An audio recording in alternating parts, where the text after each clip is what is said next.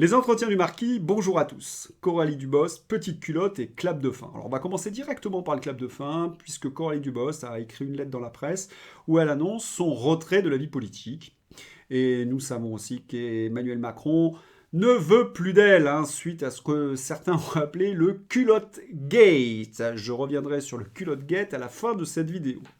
Alors je me suis posé la question, est-ce qu'il est encore intéressant de faire une vidéo, puisque j'en ai déjà fait une.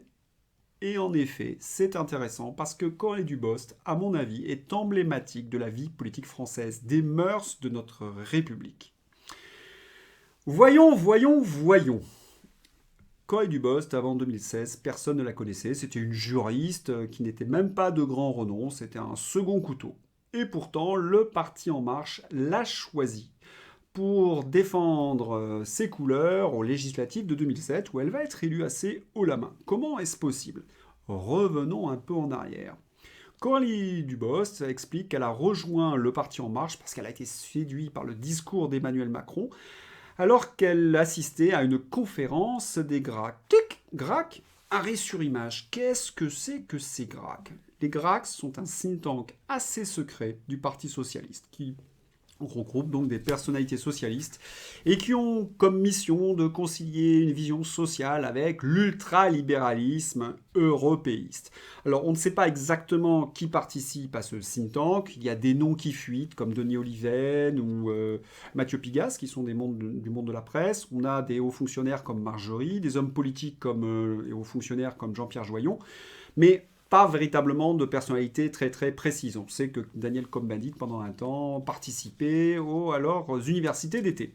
Certains socialistes disent de toute façon ils n'ont aucune influence. Quand on voit le pouvoir des GRAC, on se dit au contraire qu'ils ont une grande influence. Et je vais en faire la démonstration. Quelque chose qui est peut-être pas connu du grand public, mais en 2017, Emmanuel Macron, en février 2017, avait sa campagne qui ne décollait pas. Il était à entre 15 et 17% dans les sondages. Et François Fillon ou Marine Le Pen et même Mélenchon étaient devant lui. Donc, ces parrains, en quelque sorte, se sont dit il faut absolument trouver un allié à Emmanuel Macron. Et l'allié, vous le connaissez, c'est François Bayrou. Eh bien, ce sont les GRAC, notamment avec Marjorie et certainement Joyer, qui ont demandé à François Bayrou de rejoindre Emmanuel Macron. Et à ce moment-là, Emmanuel Macron est passé de 16-17 à 22-23%. Il s'est mis à caracoler en tête, alors qu'il y avait quand même beaucoup de gens qui disaient il ne pourra pas être élu, il n'arrivera pas à avoir un nombre de voix. Mais certains ont dit, bah oui, mais Emmanuel Macron, il a une sorte d'alignement des planètes. Alignement des planètes, ah oui, c'est pas les circonstances qui lui ont été favorables. L'alignement des planètes, c'est un petit code dans le milieu parisien pour dire que tous les think tanks, tous les cercles, tous les lobbies étaient derrière Emmanuel Macron. Les planètes, ce sont les loges, ce sont les cercles, ce sont les think tanks. Et quand on regarde qui était derrière lui, c'est pas compliqué. Rappelez-vous, l'Institut Montaigne, dirigé à l'époque par Laurent Bigorgne, celui qui a mis de la drogue du violeur dans le verre de sa belle-sœur pour essayer de la violer. C'était le siècle présidé par Olivier Duhamel. Oui, Olivier Duhamel, lui qui a été poursuivi pour avoir, pour le coup, violé son beau-fils Victor Kouchner, le fils de Bernard Kouchner. Vous avez évidemment les GRAC. Spitz et Marjorie ont milité, ont fait toute la tournée de France pour convaincre les notables. Et puis vous avez les différentes loges, les syndicats, pensez la CFDT. Alors François Chirac est considéré comme un GRAC, par exemple, qui a été ancien président de la CFDT. Bref, tout le monde était derrière Emmanuel Macron. Et comme il était Young Leader Global, il avait évidemment tous les cercles européistes. C'est pour cette raison d'ailleurs que François Fillon a perdu une partie de ses soutiens, qui à un moment donné, je pense au président d'AXA, qui est allé rejoindre en pleine candidature, alors qu'il avait signé le programme de François Fillon, il a rejoint au mois de février-mars la candidature d'Emmanuel Macron. Voilà, ce qui fait que François Fillon s'est retrouvé un peu dépossédé, je ne reviens pas là-dessus, j'en ai suffisamment parlé. Eh bien, ce sont ces GRAC qui ont littéralement poussé Coralie Dubost. Alors, elle était la maîtresse de qui, en quelque sorte? Ça, je n'en sais rien. Par contre, ce que l'on sait, c'est qu'en 2018, elle officie sa relation avec Olivier Véran. Donc, ils ont une relation adultère, puisqu'ils avaient des compagnons chacun, voilà, et ils ont fini par dire, voilà, nous sommes ensemble. Alors pour Coralie Dubost, c'est le début de la notoriété parce qu'elle va bénéficier d'une couverture médiatique et notamment de la presse People. On trouve des articles de Voici, de Gala, de l'événement de VSD, de Paris Match, etc. Et elle va pouvoir faire la communication de son compagnon, Olivier Véran. Ce qui est d'ailleurs un peu étonnant parce qu'elle n'a aucune compétence en médecine et c'est ce que je vais vous montrer dans un instant. Vous avez donc cette femme qui bénéficie de l'aura de son compagnon et qui est poussée par la presse People. Alors, juste un dernier point, c'est comme Olivier Véran, elle est Young Leader China. Alors qu'est-ce que c'est qu'un Young Leader? Eh bien, elle est là pour défendre, normalement c'est pour travailler l'amitié entre la Chine et la France, mais la réalité ce sont des agents d'influence de la Chine, hein, ni plus ni moins. C'est pour cette raison qu'Olivier Véran, quand il parle et quand il décrit ce qui se passe en Chine, il est très admiratif, hein, il gère bien le Covid, on devrait les imiter. Et vous trouvez aussi de nombreux sénateurs qui nous expliquent, oh là là, la Chine gère bien son peuple, hein, le crédit social à la chinoise, c'est formidable, c'est ce qu'on doit instaurer en France. Souvenez-vous le rapport du Sénat dirigé par Savary, je vous en avais parlé dans une précédente vidéo. Donc ce sont des gens qui sont là, qui sont en fait des lobbyistes pour faire passer le message de la Chine. À tel point d'ailleurs, j'ai trouvé ça très intéressant. J'ai vu ça hier, c'est le jeune Mathieu Devers qui a dit mais nous sommes en train de devenir une civilisation chinoise parce que nous sommes en train d'adopter leurs mœurs, parce qu'il y a des lobbies qui poussent. Et voilà un petit peu les mœurs de la République française. C'est toute une succession de lobbies, de cercles, etc., qui derrière la scène politique, derrière les éclairages, hein, décident à notre place. Et nous voyons parfois des mesures totalement folles. On se dit, mais comment est-ce possible? Eh bien, c'est tout simplement, c'est que les lobbies imposent leur façon de faire au peuple français.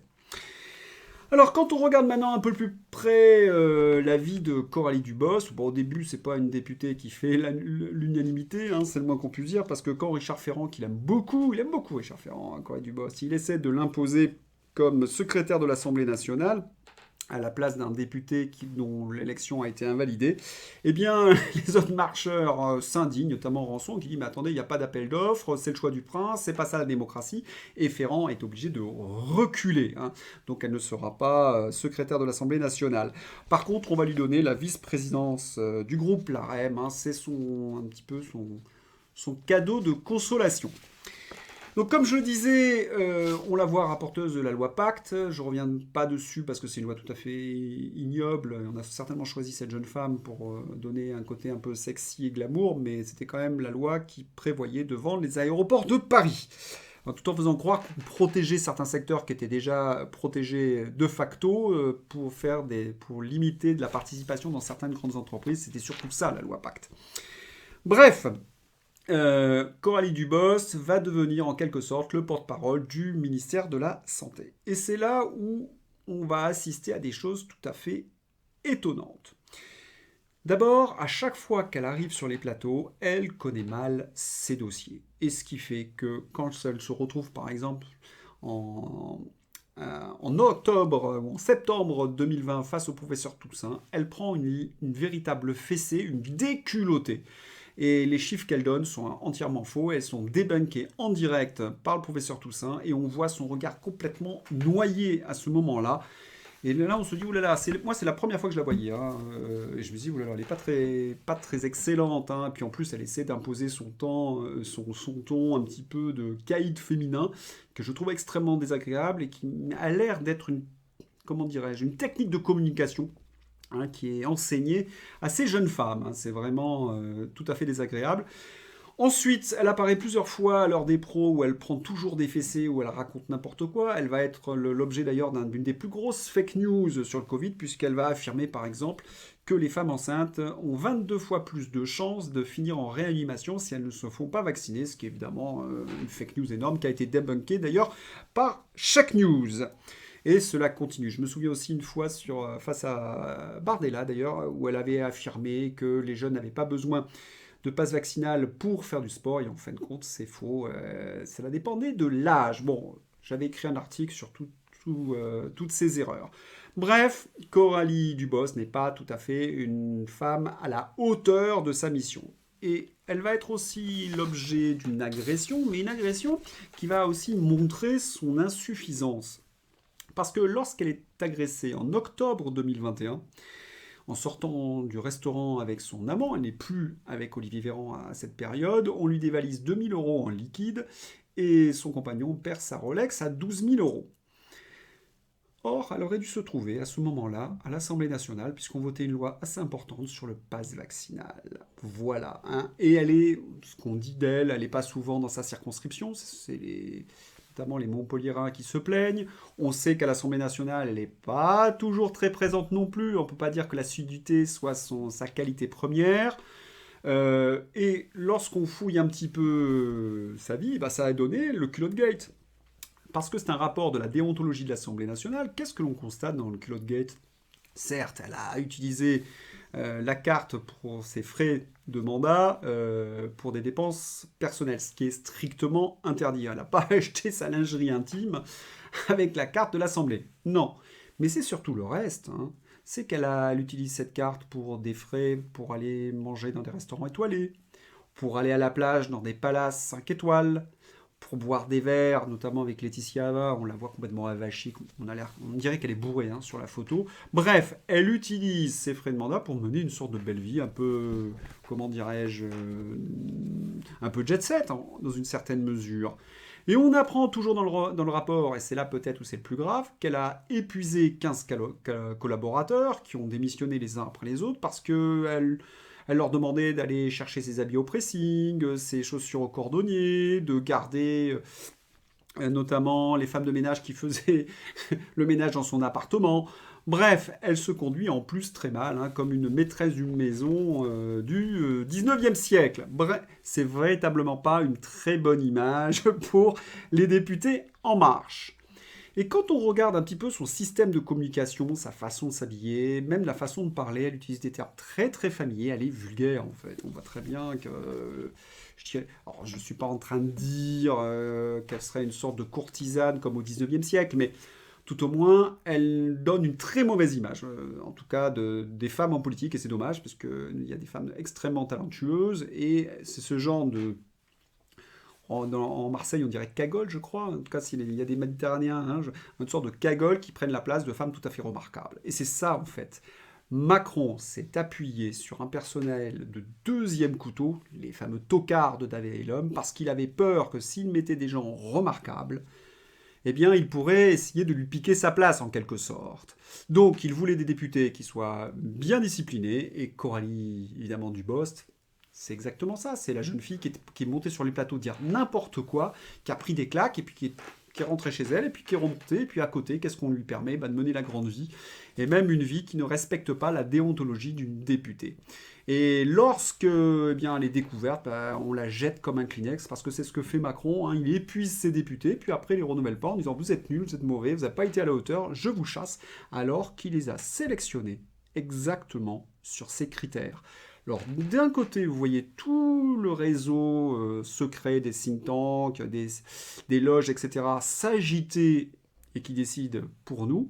Vous voyez avec Coraline Dubost l'avis d'une députée qui prenait beaucoup de bon temps, si je puis me permettre, et à qui on demandait juste de balancer des effets de langage ou des narratifs à la télévision. Et puis le jour où on n'a plus besoin d'eux, eh bien c'est terminé, c'est fini. C'est toute la politique française, hein, d'épuiser un personnel politique qui n'est pas véritablement qualifié, taillé pour ce genre de mission. Et on repart pour 5 ans avec Emmanuel Macron. Qu'est-ce qu'il va nous choisir? Parce que beaucoup de députés LaREM vont disparaître. Hein, ils n'ont pas reçu une deuxième investiture. Qui va être choisi? Eh bien, par exemple, alors je ne sais pas s'il va accepter, on a parlé de Michel Denisot. Michel Denisot serait approché. Alors c'est quoi Michel Denisot? Ça représente quoi Michel Denisot? C'est un très bon communicant, c'est quelqu'un qui est plutôt bien apprécié des Français parce qu'il avait cette image de Canal+, moi que je trouve tout à fait détestable, hein. C'est la poudre, c'est le porno, ce sont les paillettes, et puis derrière, en fin de compte, il y a des gens qui s'amusent beaucoup au détriment de ceux qui souffrent de cette France périphérique. Eh bien, voilà ce qu'a choisi Macron, il a besoin de communicants plus professionnels, donc il prend ni plus ni moins des gens dans le showbiz. Ça va être assez amusant de voir les députés LaREM qui vont être choisis pour les élections législatives 2022. Si vous avez aimé cette vidéo, n'hésitez pas à la liker, à la diffuser sur les réseaux sociaux et puis à vous abonner, ça fait toujours plaisir. À bientôt!